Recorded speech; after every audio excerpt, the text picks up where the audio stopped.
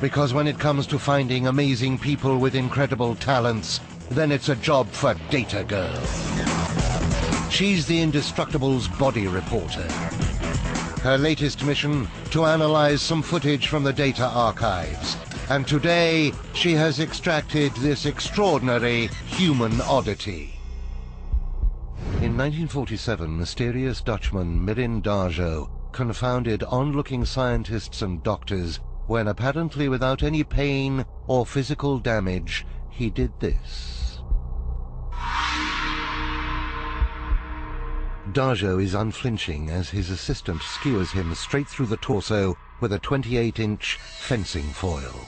We can see the skin on his chest bulge as the solid steel blade passes through it. But how can this happen without leaving him dead? Or was it just an elaborate trick?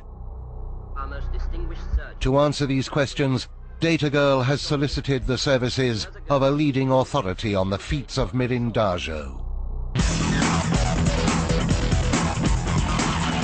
Ali Bongo is a highly respected magician with a silly name.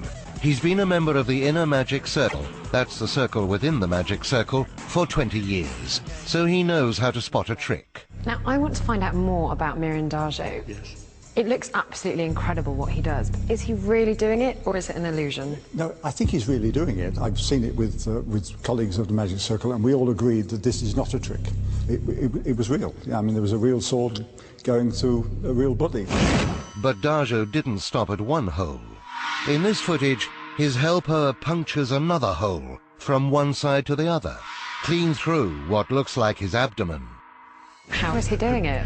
He went to India and talked to fakirs, the people who pass knives through the cheeks and skin and things like that, and he found out the best way to present it and do it from these, possibly from these people. The thing is, I have never seen an Indian fakir do something as strong as that.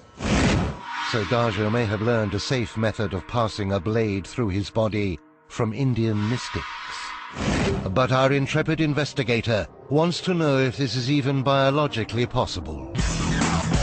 So she's called in the services of Dr. Jennifer Saul, a lady who knows all about organs.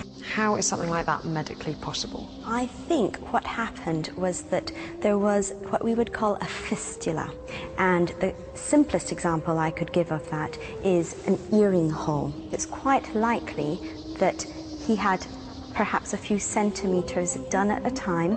The hole that was created was kept open, and then they advanced it again a little bit at a time, staying clear of any organs.